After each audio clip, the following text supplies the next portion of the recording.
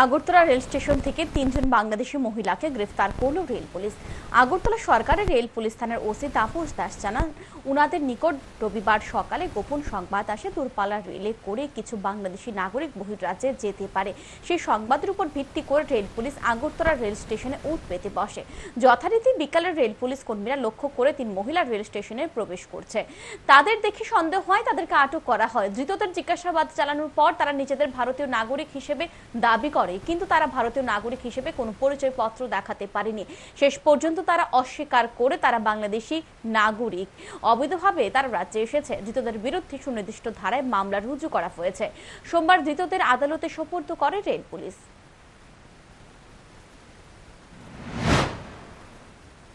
এবং জিজ্ঞাসাবাদে প্রথম তো তারা বলেছিল যে তারা ইন্ডিয়ান নাগরিক এবং তারা যে 5টা 20-তে যে একটা ট্রেন আছে, স্পেশাল ট্রেন, ওটাতে করে তারা আহমেদাবাদে যাবে।